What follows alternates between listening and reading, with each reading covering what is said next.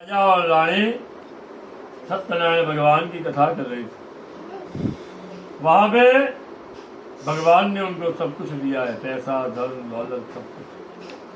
फिर भी वो सत्यनारायण भगवान की कथा कर रहे थे। वहां पे एक वणिक का पुत्र राजा के पास चला गया। राजा को प्रार्थना की, हे राजन आप ये क्या कर रहे हो? तब राजा ने कहा कि भगवान ने मुझे सब कुछ दिया है, लेकिन मेरे घर में संतान हो, इसीलिए मैं सत्यनारायण भगवान की कथा कर रहा हूँ। कथा संपन्न हो गई। वणिक ने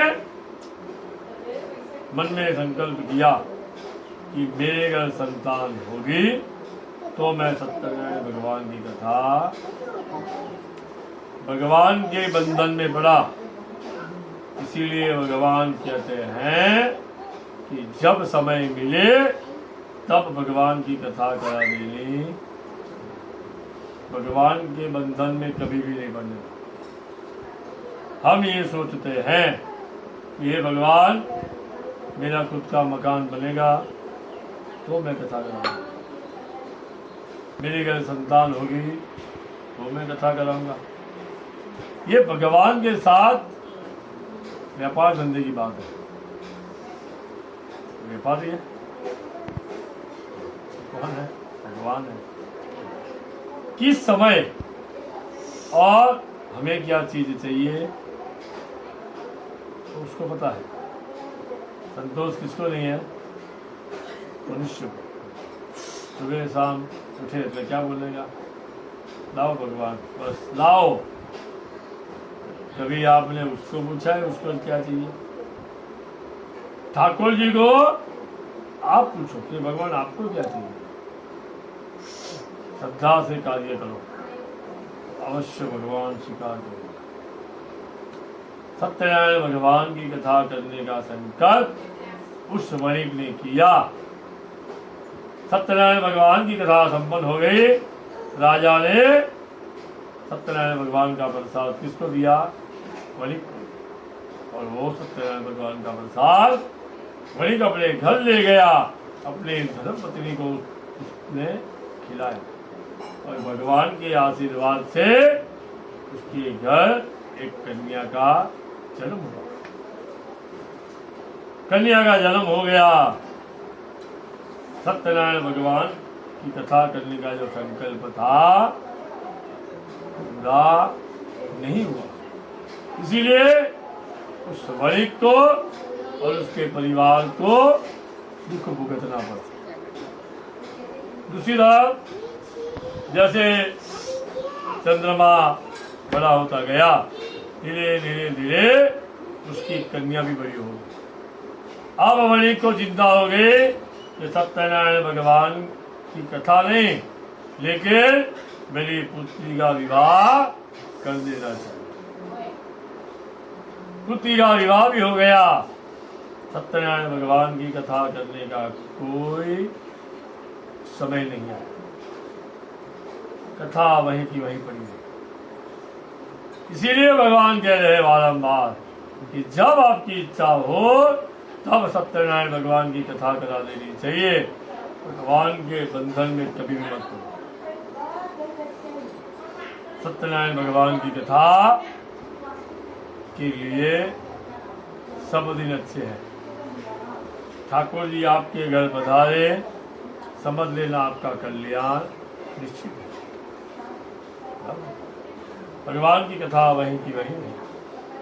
अपने पुत्री का विवाह हो गया और अपने जमाई को लेके व्यापार के लिए चल गया।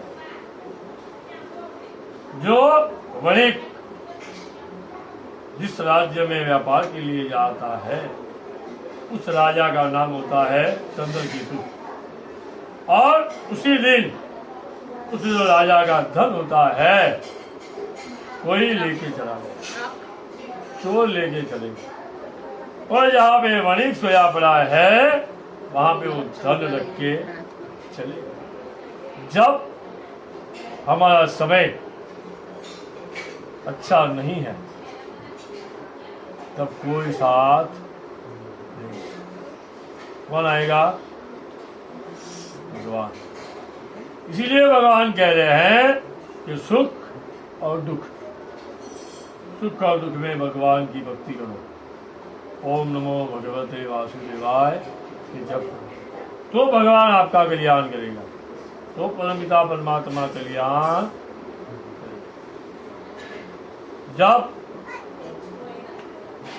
राजा के सिपाही आ गए, वणिक के पास जो धन था वो राजा का था और दोनों को राजमहल में ले।